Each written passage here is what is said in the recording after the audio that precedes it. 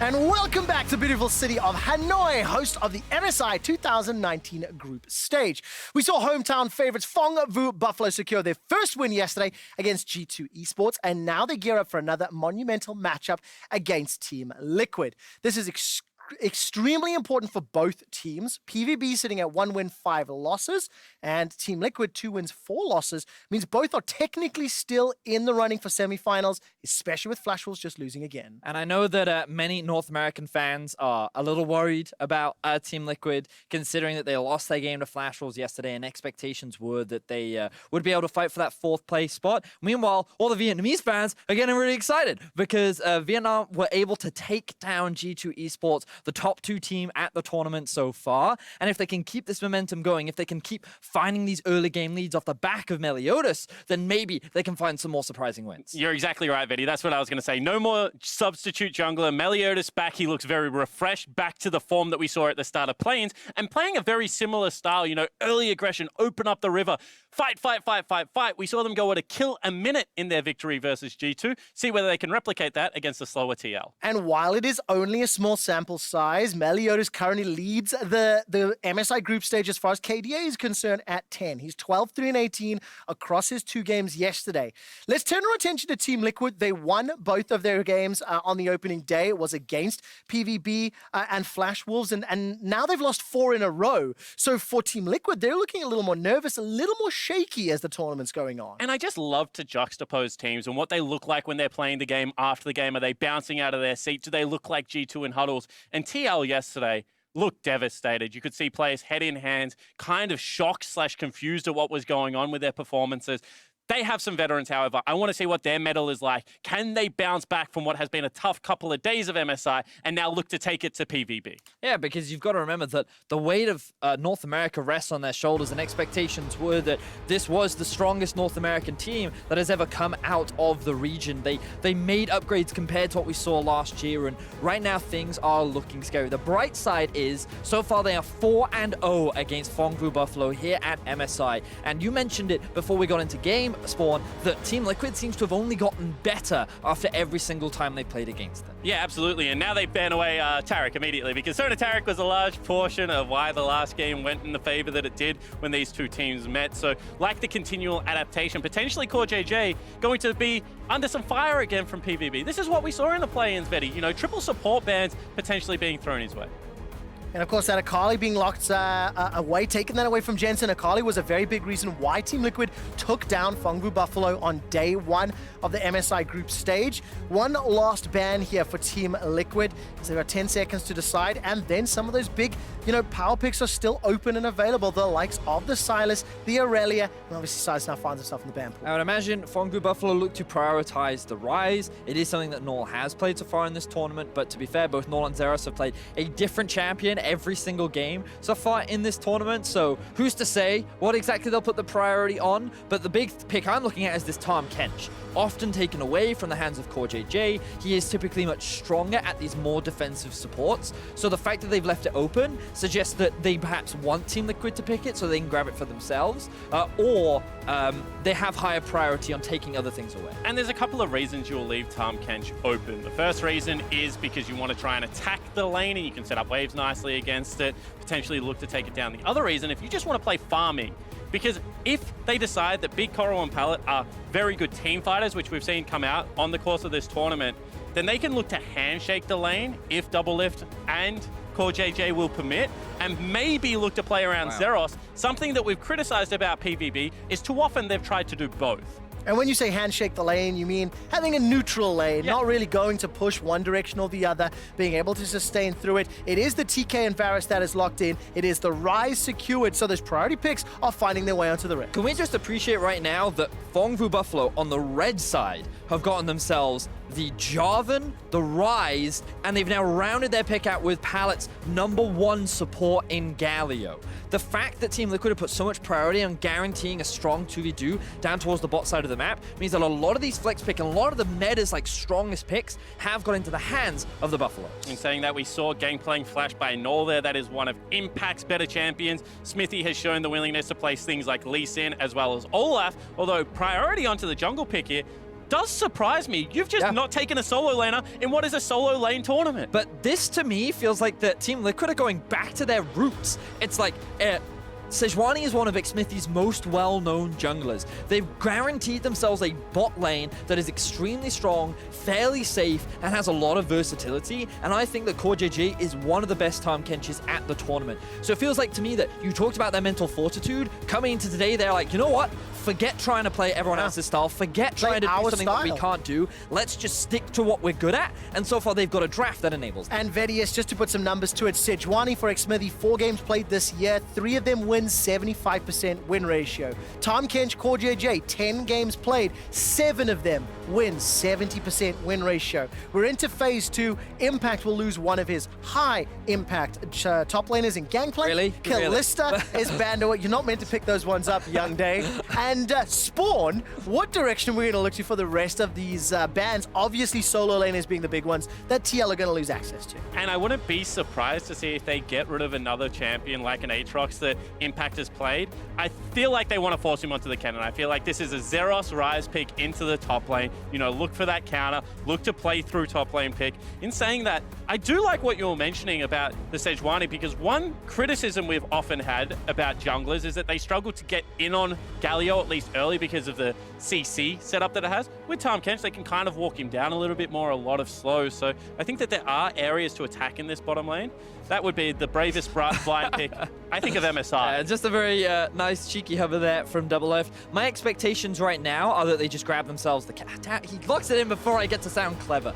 You already talked about it, Spawn. Expectations were that he would go towards the Kennen. As Zeros up towards the top side, we're expecting the Ryze into that matchup. But a part of me just feels like Zeros wants a little bit more of a carry champion. So I still feel like Phong haven't quite locked in their top lane yet. Well, let's see. They've got a couple of seconds left to figure it out, with BigKoro having Kalista and Kai'Sa banned against him in phase 2. He's going to dig down the 80 carry pool ever so slightly. Has already played the Xayah, the Lucian this tournament, and will now add Ezreal to the pool as well. Yeah, and I said that they're going to look for a safe bottom lane, right? They're going to look to play around the top side of the map. This draft currently screams it at me. So hard to dive both of these champions. Once again, control pushing mid lane. Finally, this is what Phong Buffalo were known domestically for. I'm excited, especially with Galio ultimate. They can get multiple members towards the top side of the map. What makes me happy about this from Phong Buffalo is that, do you remember their Flash Rolls game where they had a strong early lead and then it just evolved into team fight, team fight, team fight? Well, this is a great team fight team. You do have the ability to play the 1-4, but Jarvan going in, Galio following up, Shockwave, Ezreal ulti, everything is just speaking wombo combo, which is exactly how Phong have played a lot of their games so far. North American fans and Team Liquid supporters be a little nervous. Naul's Orianna went 5-0-15 against G2 Esports in their one and only win here on the group stages of the main event. Jensen will be running the LeBlanc into it. So pick and ban went stylistically as we were anticipating. Spawn or Vedius, what do you expect from the opening minutes of this game? Well, just before we get into that, I want to quickly talk about this LeBlanc pink, because North American fans probably saw that Syndra hover and thought, ooh, this is really good. This is one of Jensen's picks. This is something that he has found a lot of success with domestically. Unfortunately, going up against a Jarvan, he doesn't want to run that risk. He wants something with a little bit more mobility. And honestly, gank setup. It can setup work well with the Sejuani early on, and it can roam towards the bot side of the map and has a little bit more versatility while still offering value in team fights. So I do quite like that adaptation and pivot, and it's also a champion that he is very experienced on and familiar with. Especially given how the games for Team Liquid went yesterday, the constant group, the constant look for the fight. I think that this is a little bit more of a crafty comp with a LeBlanc playing towards the side lane with the Tahm Kench. I'd like to see them slow down, be a little bit more methodical about their playstyle, and not necessarily ram heads here. Well, both of these teams are fighting for a shot in the semi-finals. As we've alluded to several times already, Phong Buffalo 1 win, 5 losses. Team Liquid 2 wins, 4 losses. Nothing is guaranteed after this result. If you were Team Liquid and you were to be in the 2-5 bucket with both Flash Rolls and PVB, it would be terrifying.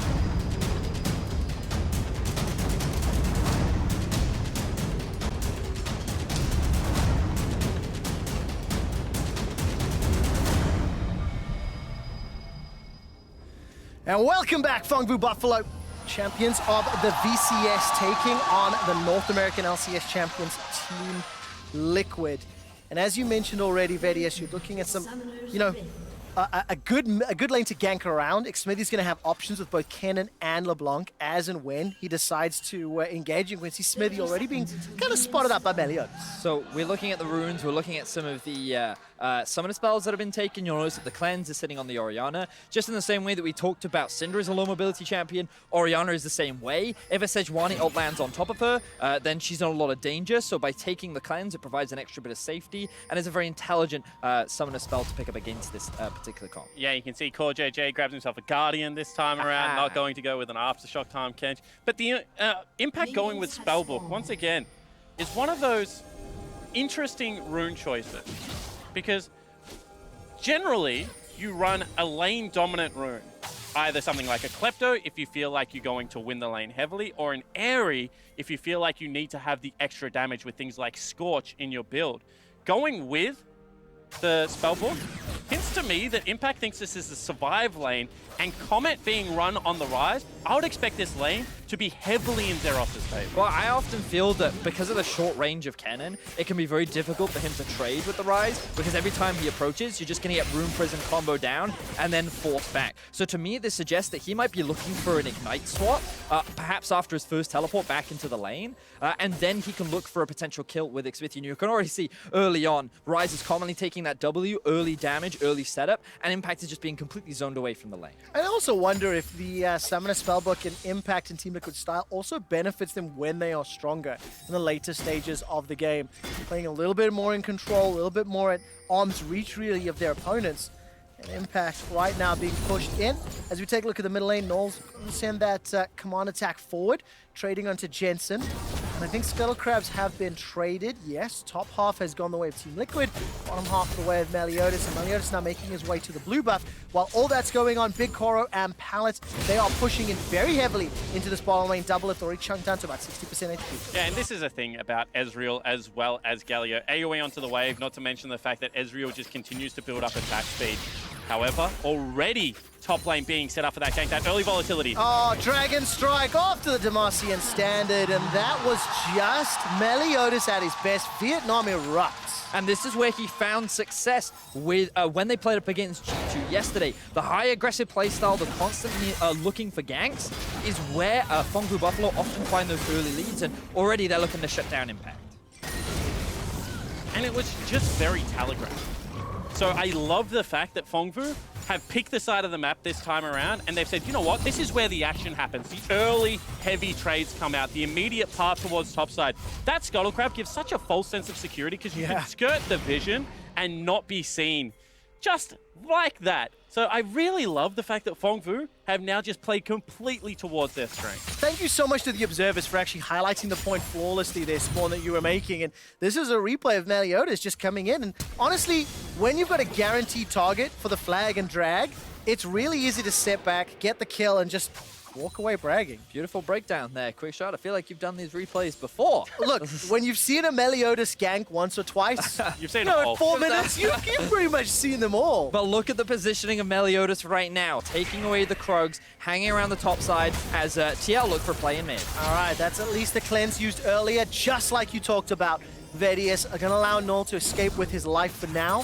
While that's going on, Xmithie starts to recall down in the river, and there is a control wall that's been placed up in the top, so Impact will get a little bit extra heads up next time Meliodas attempts. Just want to give props to Naul here. Notice how the farm is even when there is still a massive wave working toward Nord's tower. So he's actually been playing this early laning phase extremely well. He's been trading very aggressively up against Jensen, and while many consider LeBlanc to be this early lane dominant champion, the thing about Orianna is once you get the Q and the W points, you actually have a lot of extra damage in your autos as well, so you can bully around this LeBlanc up until around level 6, and that's when you need to start being careful. In saying that, Vedi, they have set up the gank at level 6 because they've already burnt the cleanse. You know, one more chain landing there with a level 6 on the LeBlanc or on the Sejuani. That's a very easy gank. So Team Liquid's also done their homework. They've invested in the right area, but unlike the top lane gank, this one just pays off in a couple of levels. Yeah, exactly. It's more about getting that interest to come through and then claiming on the interest.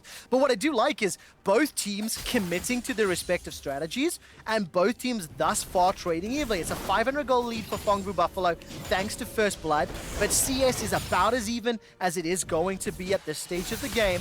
And this time around, after that early pressure in bot lane, Doublelift and CoreJJ got a few levels under their belt. They've shoved this wave back, and you can see 42 CS to 40 as far as the ADCs are concerned, and neither has backed yet, both sitting with teleport. Probably important to point out, Klepto is also going to have some added advantages there for the Ezreal. Once again, both lanes just looking to scale up. It is a risky strategy against Team Liquid because we came into this competition and we thought that their bottom lane was going to be pretty dominant, given the fact that it is Doublelift paired with a world champion.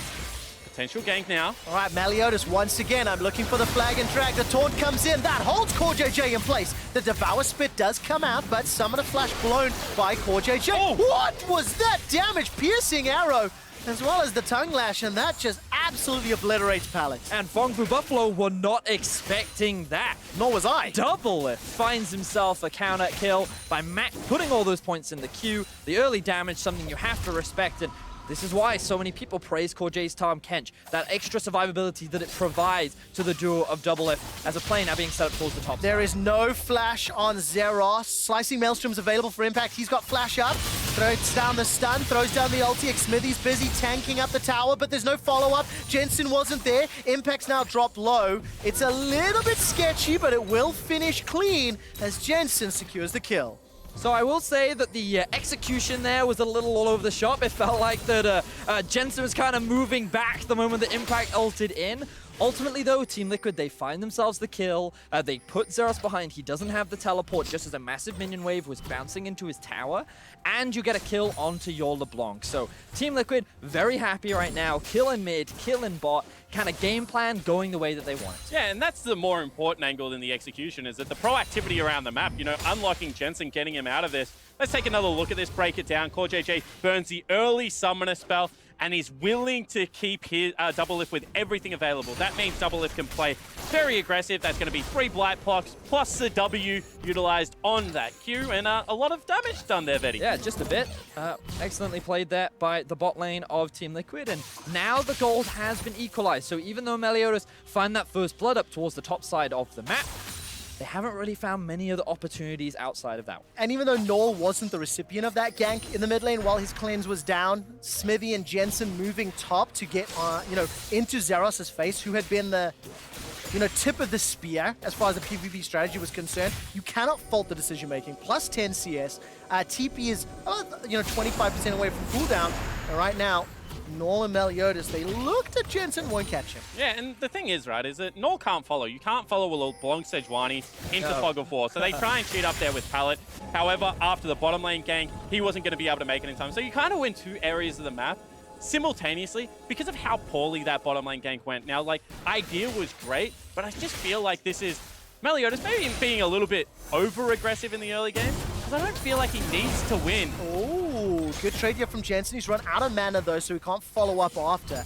Did end up using his ulti as well, and there was support. But yes, as you mentioned, just really, it is good play, proactive here from Team Liquid.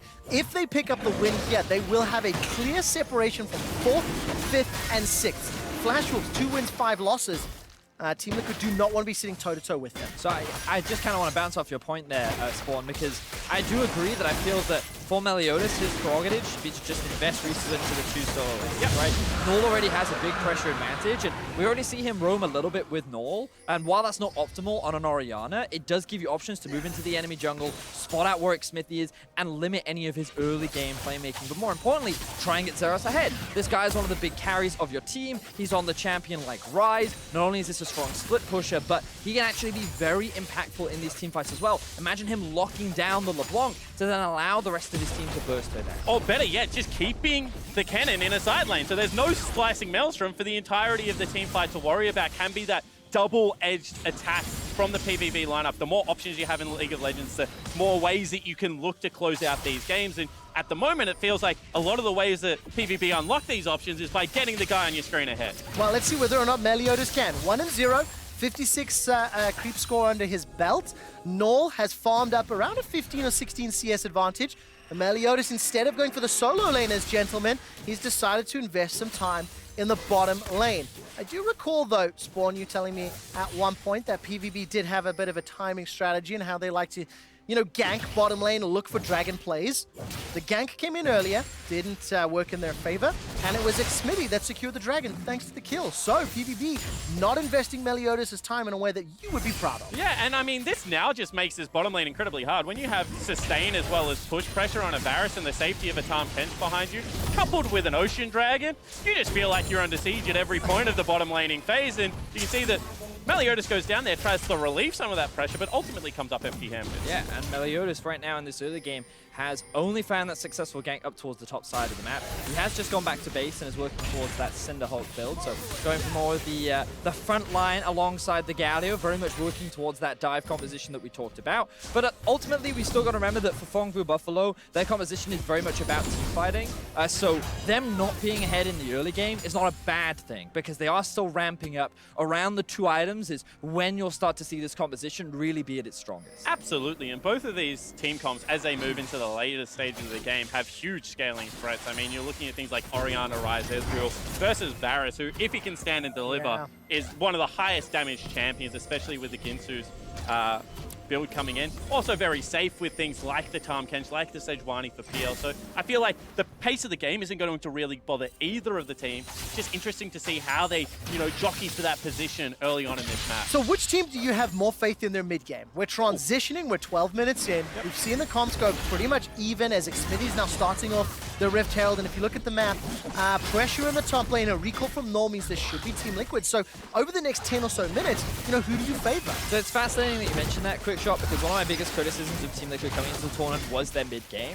But at the same time, where Phong Vu Buffalo have thrown a lot of their leads is the mid game. And while Team Liquid kind of make mistakes in terms of their ability to be proactive, sometimes Doublelift is a little bit out of position, Phong Vu just try to force plays that they're not in a position to make. So as long as Team Liquid, which they often are in a position to just receive the pressure, punish, and then convert into an advantage, I would give the edge over to Liquid as we move into the mid-game. Is it fair to say that's pretty much how the play-ins knockouts BO5 played out? And that was exactly what Team Liquid did to win the series 3-0, and you know, with an average game time of under 30 minutes.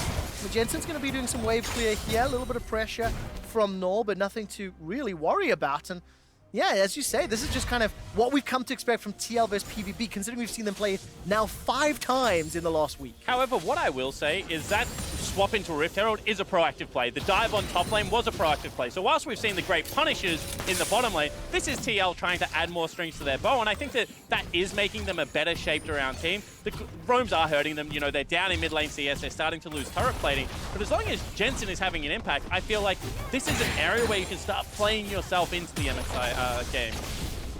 I mean, it is a little surprising because I remember game 1 when they played up against each other and we had something like 30 kills in 28 minutes. Yep. And we've definitely moved away from that style, but I remember DeFisher saying early on that he hates seeing Phong Vu Buffalo play slow. And it's often because they don't really know how to utilize this slow game plan. And for Team Liquid, this is the best case scenario for them to be in. We already talked about it in draft. We talked about how they've kind of returned to their style, returned to comfort. And so far, things are going exactly to plan. I mean, really nicely done. Just before those turret plates fall, the Rift Herald is used in the bottom lane, gets at least 2 or 3 here.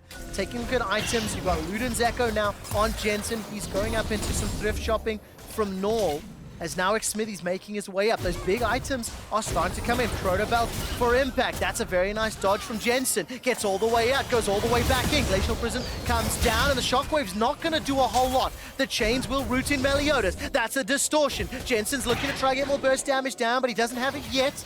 And the Golden Aegis will help out Meliodas, but Tower First Blood secured by Team Liquid after the Herald down the bottom lane. I love watching that exchange because no one did damage to anyone. Yep. Both mages were trying to hit the tanky junglers, and so no one ended up coming out on top. Everyone just ended up walking away, but that also meant that there was no pressure being applied towards the bot side of the map, which freely allowed Doublelift and CoreJJ to secure that tower.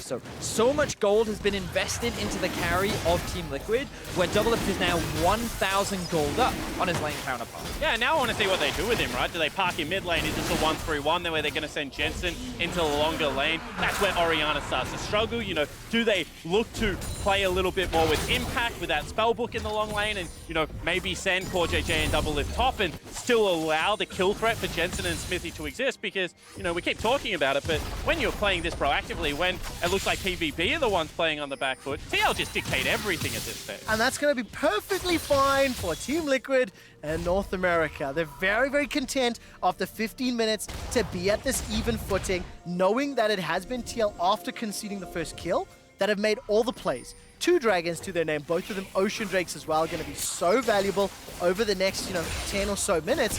Doublelift has got that Blade of the Ruined King, got himself those Berserker's Greaves, and that can just park off in that middle lane to defend that tower and unlock Impact and Jensen in those side lanes if they so desire. And you just saw BigKoro expend his teleport to get top lane. Jensen looks aggressively onto him.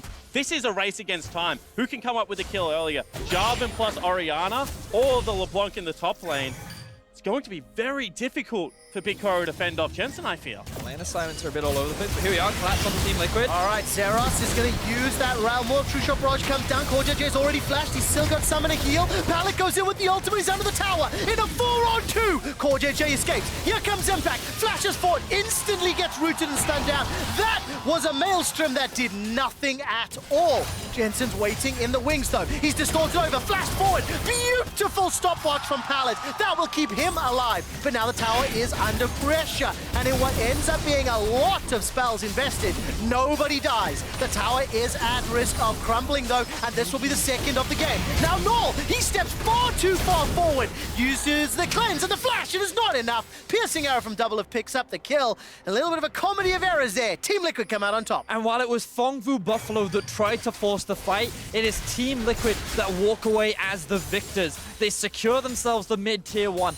Doublelift picks himself up another kill, and is simply a matter of Team Liquid doing what they did in the play-in, doing what they did in the first round of groups. Sit and wait and look to punish the Buffalo. It looked way better this time, though. When the Doublelift and CoreJJ got jumped on by everything, and they didn't panic, they just walked away effectively. And this is the thing, right? As we get ready to check out a cool snipe again, in the race against time, you're never going to bet against PVB. They're just willing to pull the trigger. But as you mentioned, the absorption this time around, the comfort of something like the Tahm Kench, just looks like Liquid were prepared for this style of game, and they have been able to eke out those small advantages that are turning into that big snowball. Yeah, it certainly is, and I loved, as you mentioned, Quickshot, the patient play from the side of Team Liquid. They knew they had the teleport advantage because they just watched BigKoro TP up towards the top side. They had Impact join the fight, and while he couldn't quite land that Maelstrom, he got enough poke and chip damage to force Phong Buffalo out of the fight, which then allowed Team Liquid to say, you know what, we have a numbers advantage. We have a flanking LeBlanc coming in. We can zone them off the tower. At the very least, we can trade a kill for a tower. But then they knew they could go for more, and they never overstepped their bounds. They just played within their limits, and are now escalating that gold lead to 1K. Oh man, Team Liquid, they're just getting more and more comfortable, 1,000 gold like you mentioned, 2 items coming in across the board, but every single thing PVB have done, Team Liquid had an answer for. And, I want to commend the growth that we've seen here from Team Liquid, but as a viewer, I'm a little disappointed. I always like the high-tempo PvP games. I think it's where they shine a lot. And now Zeros is going to get stunned up. You cannot escape the Realm Warp when somebody with CC's in your face. And he just concedes another death. This is just all TL, and it feels like it has been for 15 minutes. Yeah, it certainly has. I mean, the opening play was in PvP's favor, Yes. but since then, they've not been really able to find anything they're looking for. And it's not like they don't have the tools. They have the hard force. They have the Orianna that they're able to beat G2 out. This is a composition that they can play fast with, but never had the control that you need to go for those aggressive plays. Now you can see Team Liquid moving towards the bot side of the map, slowly pushing their vision in deeper and deeper. Phong Buffalo looking for a potential fight, but I don't know if they have the confidence to go for the all-in just yet. There's no Glacial Prison from Xmithie. He used that onto Zeros earlier. Here comes the flag and drag. Nobody's knocked into the air. Doublelift is still just sitting on 1.5 items, whereas BigKoro, he's got himself that man immune. He's got the Iceborne Gauntlet. I think Dragon has just about come up. 10 seconds to go. So Team Liquid going to back away. They push some vision in. It's already been cleared. Maybe set up for the Drake. And whilst you're technically correct that BigKoro's items are 2 items, I kind of feel until the transform comes out from the Manamune that it's not really a full item just yet. You know, he's still sitting in a little bit of the trough. The 2 item spike, not what it is until it's able to transform. And because Doublelift's items are just outright, you know, more expensive, not a cause for concern. You know, I talked about this a lot with the Kai'Sa versus the Ezreal, but certainly true for the Varus matchup. Varus is in a situation where he's completely happy. Now with the big objective, we'll see whether Phong Vu try and contest this or just back away. I don't think they need to risk their lives over a Cloud Drake. There are 5 members, all full health. A lot of ultimates are still available for Team Liquid, and I think it would have been a dangerous situation for Phong Vu to play into. The thing you're now looking at for Phong Vu is their ability to team fight later on into the game. They still have the big wombo combo. There's still scaling aspects that they have as a part of their composition. It's just a matter of, will they ever actually pull the trigger? Because so far, Team Liquid have done a good job of slowly starving their opposition out. They're staying as a 5-man unit whenever Phong Vu could potentially look for a team fight.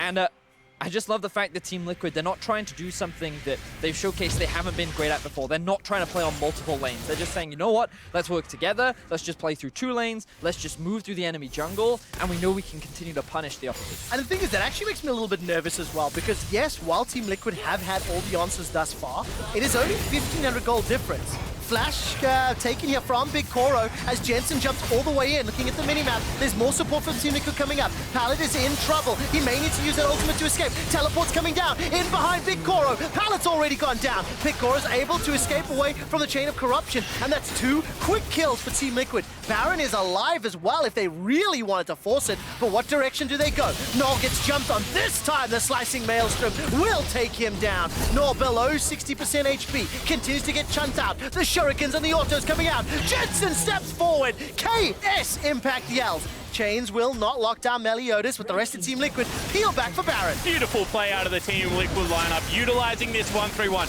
attacking the side lane. Impact gets to the play. This is a different squad than what we saw yesterday against the Flash Wolves. And once again, you're seeing why CoreJJ is so good at the Tahm Kench. Utilizes the ultimate to cut off the escape route of both BigKoro and Pallet. Means that Phong Vu Buffalo is split up across the map. Once again, they failed to find any form of 5v5 fight, and Team Liquid now sitting with the Baron 22 minutes in, looking like a convincing control up against Phong Vu Buffalo. And it feels so bad because I was literally just about to say that in a mostly even footing, in a big 5v5, you know, I'm a little nervous for Team Liquid because in a straight up 5v5 with no gold advantage, PVB can win team fights, but now they're down 4,000 gold, they're down Baron. Team Liquid already have a comp that can play multiple lanes, so now it starts to get incredibly difficult, and it all starts from this catch by Jensen and Xmithie. And what you have to concentrate on is the ability for the Tahm Kench and the Varus to make their way to the play before Orianna can even start moving. So even though this looks like a 2v2, it is a 4v2 in reality. Meliodas can't join here. There's nothing he can do. TL just have the numbers. Honestly, it's just a massive mistake from PVB. They're pushing in a lane with no tower. Their top laner doesn't have teleport. The Orianna can't convert. And as you rightly said, there's no way for the jungler to join. So good awareness from Team Liquid, knowing which lane they can attack. And it's on the Baron side of the map. So even if they don't find those kills, they can just force the Baron anyway, because the Ryze can't join the fray. And this seems to be the problem with Ryze. When he's in the situation where he finally is starting to win the 1v1 split push, his team's just getting caught out of position. This is shades of what we saw in TL versus Flash Wolves yesterday, when it was actually Impact saying, hey guys, I can win the game in the split. This time they just go. Well, take a look at this. Realm Warp into Taunt. CoreJJ, once again, with all of his summoners, he keeps Doublelift alive. Impact's come in from behind. Spell Slice and Maelstrom's not available just yet. That's a 5-man stack. There's the Kennen ultimate. Impact goes golden, and he set Team Liquid up despite the 3-man shockwave. It's too little. It's too late. Doublelift turns onto BigKoro. Here comes Jensen. Koro is down. Naul is running for his life, and Team Liquid, they get jumped on, but they finish the fight. Desperation takes over Phong Vu Buffalo as they go for a last-ditch fight, but unfortunately they cannot pull it off. CoreJJ with the beautiful execution keeps his AD carry alive, and Team Liquid look for revenge as they shut down Phong Vu Buffalo and look for a 5-0 record over the opposition. And you can see why the priority on the Tahm Kench ban has been there the entire time against Team Liquid. CoreJJ looks like a different player on the Toad in the bottom lane. Such an impressive performance. Every time there's a fight, he's just saving someone. Wow, that catfish spawn is definitely helping Team Liquid. And do you know what? Call him a toad. I know. I just read it's really salty about it right now. Shout outs to you guys. We know it's a catfish. We're doing it to troll you. But, I mean, when you take a look at team fights like this and you can see how the Kench is unbenched, 2v3, 2v4, and just zero panic from CoreJJ. I mean, honestly, like, if you're ever going to pick a fight, that's the best time to do it. Jensen is top side of the map with no teleport, and there are only 2 members sitting in mid, so they think that they can go for it. So they go for the commitment. Unfortunately, they can't get it. Initially, this actually looked pretty good with the shockwave, but unfortunately, with no frontline left to play around and the 2 carriers being collapsed on by the 4 members of Team Liquid, there's very little that Phong Vu Buffalo can do following up from the shockwave. And it's also just about positioning as well. If you don't have a front line standing on your side of the map, what are you retreating back to? What does your line of fire look like? And you can see that the champions of TL are just better, especially in the case of LeBlanc, of being able to traverse over terrain, being useless and play that harrying game. So it was a optimistic fight. I feel like Phong Vu probably had to pull the trigger eventually against this comp, but now the bleed out, you know, especially without the flashes available, just continues. Yeah, and I mean, it's the gold lead extends 6,000 gold, 6 towers to 1. While this is going on, by the way, there's an engage in the bottom lane and the top lane. Zeros goes forward, but there's not enough support yet. Finally, Pallet arrives. While that's going on, BigKoro taking out in the top lane. Chain of Corruption starts to spread. Pallet's going to get locked down as the Cataclysm comes out. Zeros will fall after. It's a double kill for Doublelift as Jensen picks up a 3rd. Impact got 1 on the top. Jensen's able to get away from the shockwave, and Naul is the last man standing. 26 minutes into the game, and Team Liquid are looking at the Nexus. Yeah, they're going to push to win, and you can see how safe Doublelift is. Impact grabs himself a solo kill as well, and TL will pick up the win. Absolutely beautiful game from Team Liquid. Naul will get locked down, run down, shut down. It's an ace for Team Liquid. They will pick up their 3rd win of the MSI group stage, and for now, Team Liquid takes sole control of 4th place. Beautiful stuff from the side of Team Liquid. Expectations were that they would be the heavy favorites. They've already beaten this team 4 times. They now round that up to 5. And as we said at the beginning of the cast, it felt like that every time Team Liquid play against the same team, they only get better and better. And coming into this game, it was very clearly, we're going to play our style, we're going to play our way, forget the flex picks, we don't care about them, we just want what we're good at, and they demonstrated why they're so good at it. And I like the fact that they were so active on the map early, you know, getting into the top lane, helping Impact out. They seemed like a team that was very aware of what the game plan was going to be. They were able to have that counter pick. And it just shows that on their best champions, with things like Varus, Tahm Kench, bottom lane, they are still a force to be reckoned with. That's a 26-minute, very clean victory against a lineup that was starting to ramp into MSI, so North American fans should take hope. I completely agree, and I also think when you look at the standings and where these teams find themselves, 3 wins, 4 losses. Right behind Team Liquid is Flash Rules, 2 wins, 5 losses, and now PVB at 1 and 6. We will hear from Doublelift in just a little while, but first let's take a look at some of the moments from Team Liquid's win.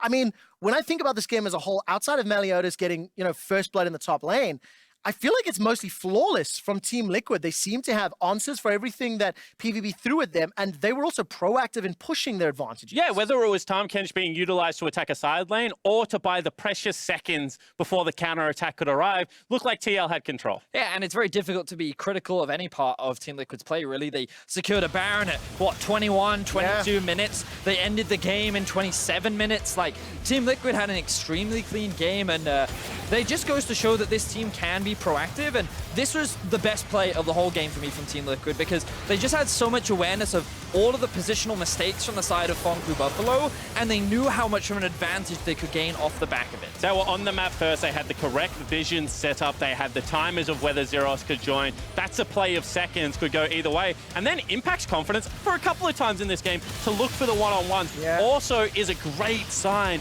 that this is a team that is feeling themselves coming into the final couple of days. Definitely the case, and that very very final team fight, we actually didn't see BigKoro going down to Impact, because I think if you look at the minimap, you will see Impact engage. The moment Team Liquid are like, we're being jumped on, I realize now actually BigKoro's TP was interrupted by Impact as well. And he burnt an Exhaust and an Ignite there to pick up the 1v1 kill. That's good use of the spellboard. And at Doublelift, and this is why so many teams have respect banned the Tahm Kench as well, because when you give the Varus and the Tahm Kench over to this Team Liquid duo, they just become impossible to kill. And when you look at these stats and you think about the context of the game, this is what it looks like when a main region plays an emerging region. Team Liquid stepping into the moniker that honestly North American fans and Western fans, myself included, have been wanting to see. They played to their style, they played to their players' strengths, and honestly, it was a shutout against PVB. Yeah, it certainly wasn't. I mean, when you're getting, 2 assists for every kill, especially given the fact that that wasn't necessarily a team fight heavy game, that just shows that they were able to get multiple members to the play, that they were able to play that proactive style and, just continue to heap praise on a lineup that after yesterday, I was nearly ready to count down and out after seeing the players' emotional response to how they were losing the game. Now, what does this Team Liquid that they just showed us do against IG later today? It's game 5. We will be seeing IG against G2 next, right? But do you know what I mean? It's a big step up, right? But this is the cleanest, best game I've seen from TL yet.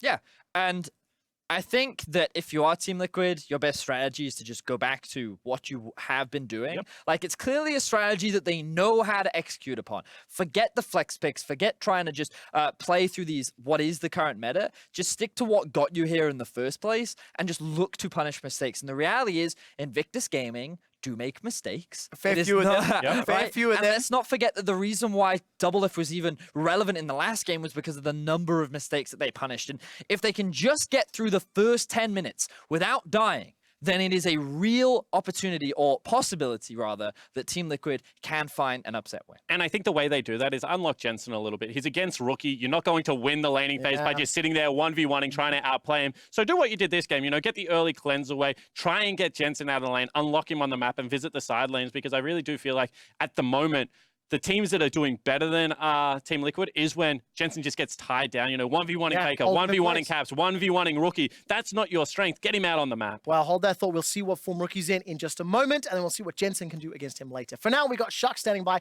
with an interview with the victorious bot laner. Take it away.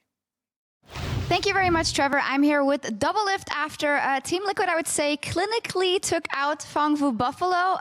You have now played them 5 times over the course of the last week. Did that make it easier to go into, even though it was a high-pressure game?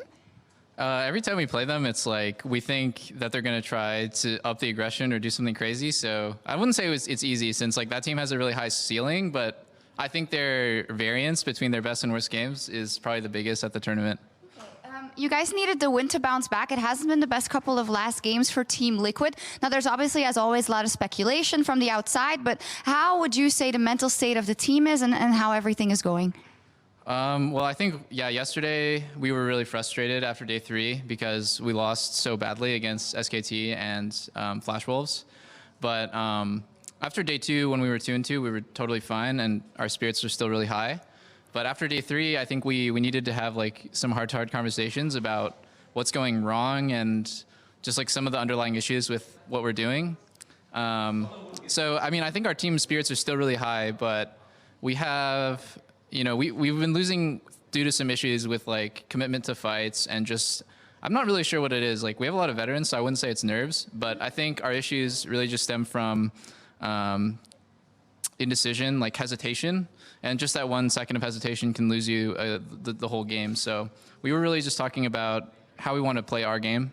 And that's our goal for the rest of the group stage. Yeah, that sounds like a good read on what kind of the meta has done to this tournament. It is about those split-second decisions. You've been in this situation a couple of times with other configurations of teams. How would you compare it to that? And what did you kind of learn from those situations to make sure that you can put it all in all in those next games? I think our team right now in its current state has a really high ceiling. And the reason why I think that is just because we have really good practice and we do really well against pretty much every team.